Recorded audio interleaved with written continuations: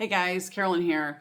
This is going to be a basic introduction video to what is a birth chart, what is astrology, what are all these weird words and things and planets and stuff that people are talking about, right?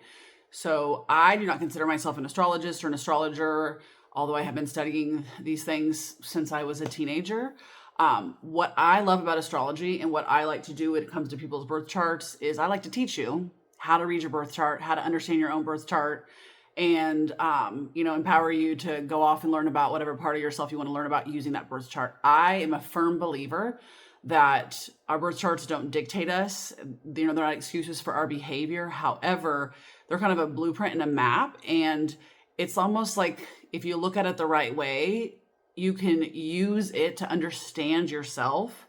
And personality tests and things like astrology, lots of times people put themselves in boxes, but if you're utilizing it right, you can learn about yourself and take yourself out of that box, right? You can use astrology to understand maybe things about yourself and things that other people have projected on you, or understanding that other people have about you. And you're like, I don't understand why people think that about me. Well, you might read your birth chart and be like, yeah, that makes sense. Like personally for me, I'm a Cancer sun, and my entire life people always said, you're not a Cancer, you're not a Cancer, you're not a Cancer. They did not get that vibe from me.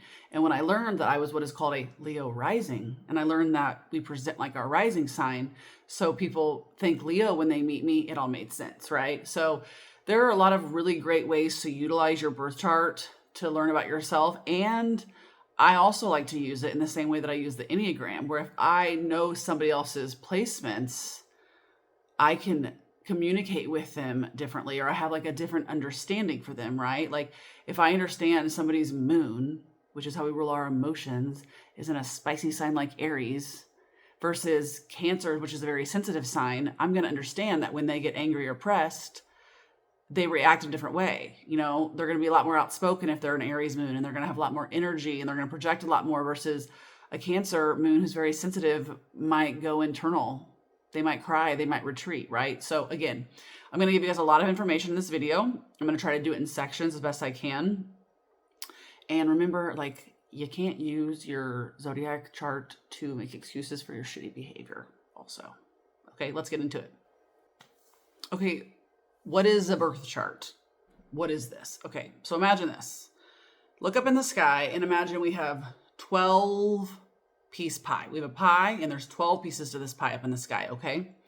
And every single pie piece is one of the different 12 zodiac sign constellations. Yes, that's what the zodiac signs are. They are literally constellations in the sky. There's a constellation for Gemini. There's a constellation for Taurus. There's a constellation for all of them. So imagine the sky and there's 12 pie pieces and each one is a different constellation, okay? So at any given time, every planet, every asteroid, everything is sitting in one of those pie pieces, aka it is sitting in one of those zodiac signs. So when people ask you what your sign is, people always say their sun sign. And what they're asking and what you are saying is that when I was born, because I'm a Cancer sun, the sun was literally sitting in the constellation of Cancer in the sky. That's what that means. That's all that means. And that's why when people say it's fake, I'm like, you don't believe that the planets were in the sky when you were born? Like, what do you mean? Obviously they were there. So your birth chart is literally telling you where every planet was. That's what it's saying. So when somebody says, oh, I have a moon in Virgo, that's me. That means that the moon was sitting in the constellation of Virgo when I was born. So this happens to every planet, okay? When we talk about astrology, people are always asking the big three you hear. So usually people say their sun sign, right? And the next thing that you would say would be your moon sign. So I would say I'm a Cancer sun, Virgo moon, because when I was born, the sun was in Cancer and the moon was in Virgo. Yeah, you can have a lot of planets in the same sign. There were multiple planets that were with the sun when I was born. When I was born, there wasn't just the sun in Cancer. The planet Mercury and the planet Mars were also sitting in the same constellation. And fun fact, if you have 3 or more planets in one sign, we call that a stellium. A lot of people say that word different, but that just means you have a lot more energy in that, right? Because think there's 12 different zodiac signs. So if you have multiple ones in one sign, that can be a little more rare. Not super rare, but it does speak a lot to your birth chart and where you have a lot of energy. So then the third one is what is called your rising. but there's other names for this. I know it's confusing. So we call it our rising sign, your ascendant, or the first house. Okay. Now listen here. There's 12 houses, also 12 zodiac signs, 12 pieces of the pie, right? Wait for it. Okay. So the ascendant, this is what constellation was ascending, what constellation was at the highest point in the sky when you were born. And that is why this is the ruler of our chart. It is the first house. It is self. It is personality. It is literally the person and the persona that we put forward is our rising sign. Now note this. Our rising sign changes every 2 hours. The rising sign changes every 2 hours, approximately. So if you don't know your birth time, it's really hard to know your rising sign. If you have a window, I just suggest that you run your birth chart every 15-minute increments, like before and after that, and then you'll have a guess of like what your top 2 or 3 signs could be. And then usually you can kind of narrow it down from there, right? And then, obviously the sun is on a cycle. It's on the smallest cycle. And then the moon goes every 2.5 days through it. And then the farther out a planet gets, the longer it takes. So the longer it stays in a sign, which is why, unless you were born a year that one of those planets actually moved, everybody your age is going to have the same sign. So like my generation, Pluto, everybody my age has Pluto in the same sign because that planet takes so long to move, right? So if somebody has, I know a gentleman who actually, he was born about 12 hours before me. Literally, he was born 12 hours before me. Our entire birth chart is the same besides our rising sign, because the rising sign goes through everything twice, right? The 12 a.m. and the 12 p.m. Okay. So that's the basics. That's your big 3, your sun, your moon, and your rising. I know that's a lot of information right there. So if you're like, I need to stop, take it all in, you can do that. And then I'm going to come back with the next portion. Okay, so back to the 12 pie pieces in the sky. So as we already discussed, one of each is a zodiac sign. There's also something called houses. So after we're looking at the planets, and I'll get more in depth in each of the planet, we look at our 12 houses. So again, your rising sign is your first house. That's the top of your chart. And then if you look at a birth chart and you look at the circular one, that can be a little more confusing to read. They actually list everything in order of the zodiac backwards, right? So to jump ahead to that part, Aries is actually the beginning of the astrological calendar for like the season. So in astrology, our calendar starts the first day of Aries season. And then it goes through all 12 signs. And then we get to the end, which is Pisces. So that's the 12th and final sign. Okay. So we have all 12 houses, and I usually, it depends on degrees, which is a fancy word. I won't talk in depth. Ideally, if you look at your birth chart, it might not show in order. Ideally, you look at your birth chart and it says, like me, Leo first house, and then what comes after Leo? Virgo. So Virgo second house, and it goes in the order. If the degrees are different, your birth chart might not say that exactly, but we have 12 houses. You have one in each sign. There's more details of this, but I don't want to complicate it. If you're more advanced in astrology and you're like, well, there's difference, you guys, I'm not talking to you. That's not what I'm talking about. So the different houses each rule something different. I like to look at the houses specifically if you are trying to figure out like why your dating life is the way it is, why your relationship with your mother is the way it is, like why is my karma this way?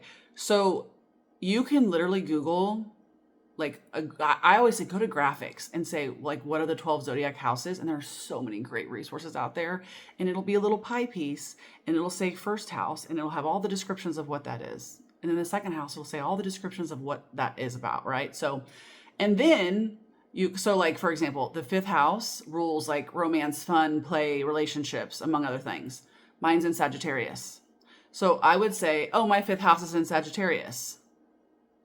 So because it rules those things, when I meet somebody, like say I meet somebody that has their sun in Sagittarius, their sun is in my house of romance, fun, and play, right? That goes into depth, and there's so many ways to look at your birth charts and the planets that you have in each house. It means something different if you have a bunch of planets sitting in the first house. So again, for me, Leo is my first house. It's my rising sign. It's the first, it's the top. I actually don't have any planets in that one, right? And then my Cancer, my sun is in my 12th house. It's the last house. So since I have my sun, Mercury, and Mars in Cancer, and Cancer rules my 12th house, I could also say that I have my sun is in the 12th house, right? Think of the pie piece, think of the way it looks, think of where everything is placed, okay? So if you want to understand something specifically about yourself, the best thing to do is to Google what house governs work. And it's going to say this house. And then you're going to say, okay, what does it mean to have a 5th house? That's not the right house. That's just the example I was using. This house, what does it mean to have, Cancer in this house? And then it'll talk to you. And it would say for work, for example, right? It might say, oh, okay, well, if you have Taurus in this house, this means that you're like, a grounded hard worker or whatever. So again, I'm not going into specific details.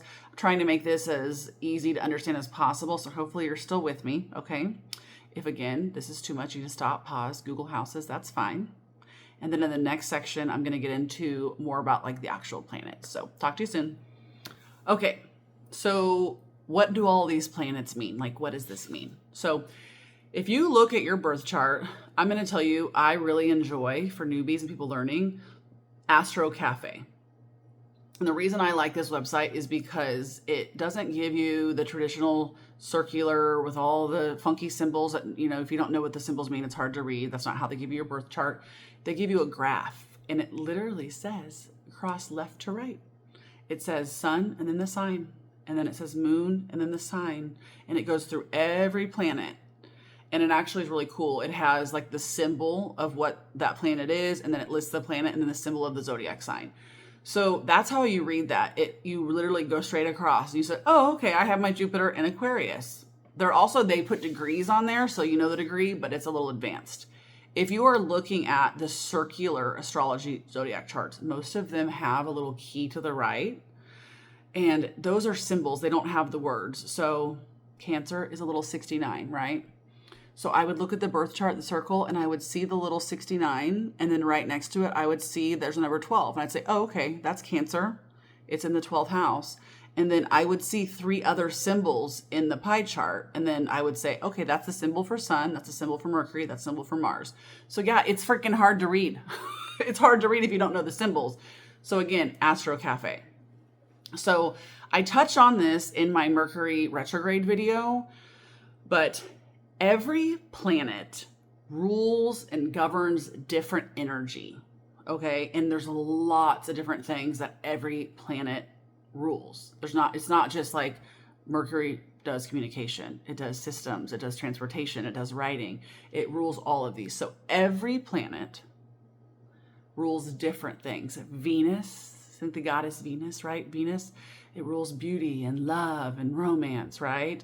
Pluto, it rules death and destruction and rebirth, okay? So I'm not going to go into details about each of those, but that's how that works, right? Every planet represents a different energy, and that's why it represents that about us, right? So our Mars is simply put the planet of aggression.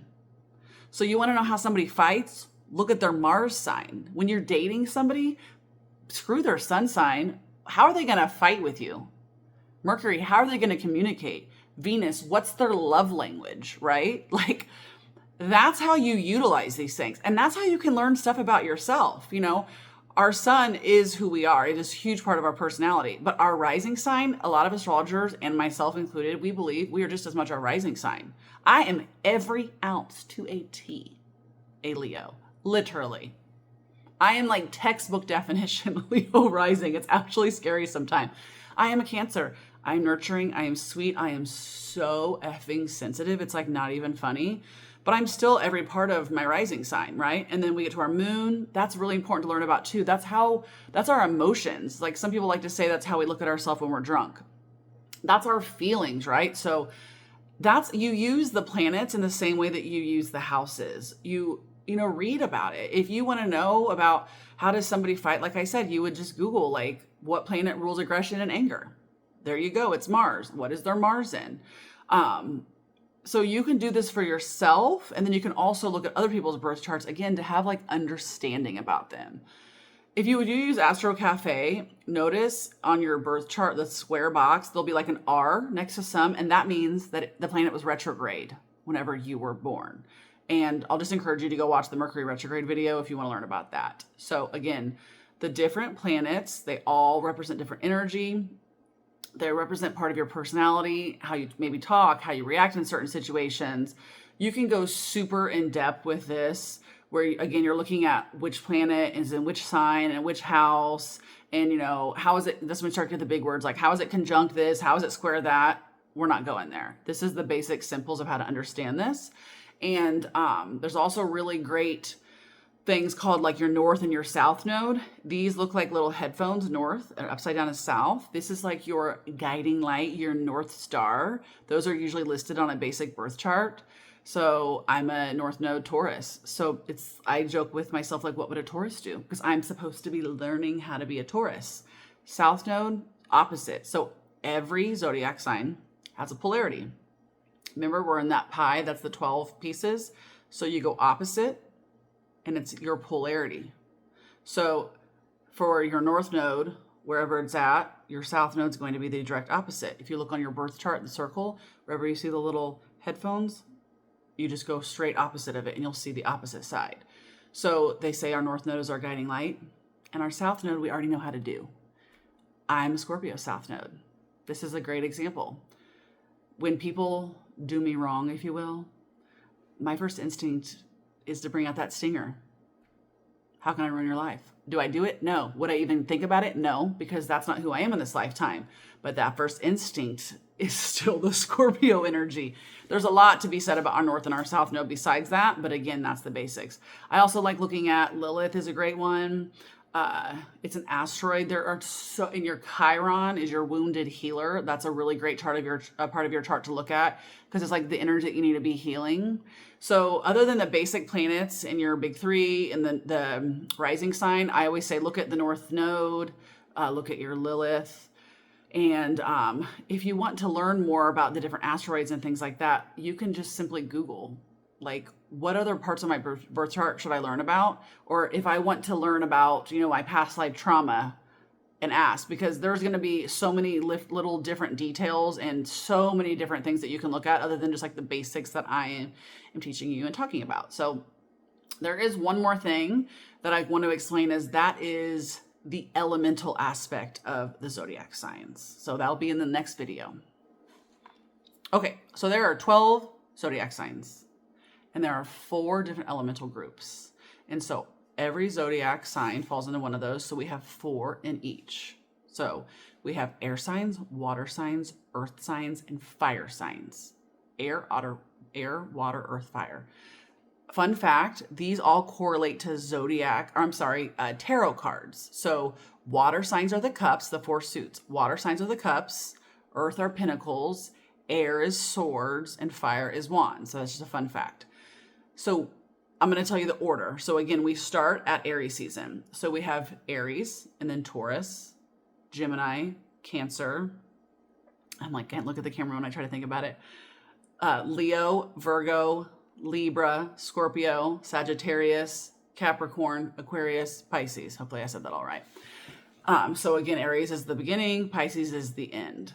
So they go in order, where you're going to have a fire, Aries, an earth, Taurus, an air, Gemini, and then we have water, Cancer. Okay, so our water signs, cups, emotions, feelings, matters of the heart, Cancer, Scorpio, Pisces. Okay, then we have earth signs. This is pentacles, this is grounded energy, this is work, this is money, this is home life, this is root chakra, this is stability, this is structure.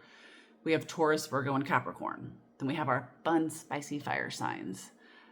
Fire, creativity, it's that sacral chakra, right? Taking action, getting things done. We have Leo, Aries, and Sagittarius. And then lastly, we have our air signs, which is Gemini, Libra, and Aquarius. And air is swords. And again, I talk a lot about that in my Mercury video, where it's communication, thoughts, and systems. So, knowing what elements the signs are in can be really cool and helpful when you're looking at your chart. And Astro Cafe actually tells you how much you have in each element, because if you have a very water heavy chart, if you have a lot of water signs, Cancer, Scorpio, Pisces, that's a really emotional person. My chart is 40% water. Earth, if you have a lot of earth signs, that person's going to be more grounded. Might just appear that way. It doesn't mean that they truly are, but they appear that way. A lot more grounded. You know, they might work harder. They might be better with money. My chart is 40% earth. So because it's 40% water and 40% earth, it really balances the emotional part out, right? If somebody has a lot of fire, ooh, they can be spicy. You might be like, if your chart is all earth, an all fire and air sign, you might be like, oh no, that's too much for me. Because you're like, I'm chill, right? Also, you have some with a lot of fire placements, which is that spicy, fiery, get shit done. And then a lot of water, that's really emotional. If these people aren't healthy, there could be a lot of drama in between them, right? You know, somebody that has a lot of air signs, don't take offense to this, but they could be a lot more flaky, or they could be head up in the clouds. They could be a lot more indecisive. They could, you know, just be a little more in la la land, right? So knowing that about yourself and other people is really great. And especially in somebody's big three, or I'm telling you, it'll change your life when you start to understand people's rising signs. And just seeing how these different signs work together. And I'm going to also preface in on this. There are evolved and unevolved placements and signs for everybody. Okay. There can, an unevolved Cancer, if you, again, look at Instagram, just Google, what are the good and the bad traits of a Cancer? When you see the positive traits, let's do a different sign, right? So let's do Gemini, because everybody hates Gemini for some reason. If you look at the positive signs of Gemini, and evolved Gemini and healthy, aware Gemini, they're fucking fantastic. Probably everybody hates them. Literally, there's a life of the party. They're good friends. They're talkative. They're outgoing. They're loyal. They're reliable. Like, they're smart. They have intelligent conversations. Like that. I mean, it is literally one of, if you look at all the positives of all the zodiac signs, honestly, Gemini is one of the best. But then you have the unevolved parts, or the parts that we go to when we're triggered. And those are the parts that give people a bad taste in their mouth about certain signs. And, you know, Gemini's the twins. That's another thing. Every zodiac sign, I didn't mention this, they all have a symbol that represents them, right? So like the crab, we're hard on the outside and soft on the inside. The Gemini's the twins, because the idea is that there's two personalities when they're not healthy, and you never know which side you're going to get. And they're also really known for ghosting, because it's like we're one person at one time, and then when we flip to the twin, we're a whole different person, right? So keep that in mind when we're talking about this. There's evolved and unevolved signs for everybody. And you'll actually hear a lot of times people talk about how, like, they love female or women with a certain placement, but they don't like men. And it's because they're not as evolved in it, or they see more of the toxic traits. And it goes vice versa. There might be, you know, a woman who's like me personally. I love Sagittarius sun women. I love y'all. I love Sagittarius sun women. Sagittarius sun men, maybe not so much. Sagittarius Venus placements in men, sorry, it's not going to work, boss. That's like one of the only placements that I say that about. So I've given you guys a lot of information. There's so much to talk about with basics, but hopefully the information that I've given you gives you some sort of understanding of like the actual basics and jumping off points. If you would love to learn about something else, please tell me, and I will do my best to try to make it a simple, easy explanation video like this. Definitely check out my Mercury retrograde video, and like and subscribe, you know, all that fun stuff. Comment any questions, and go Google your birth chart. Have a great day.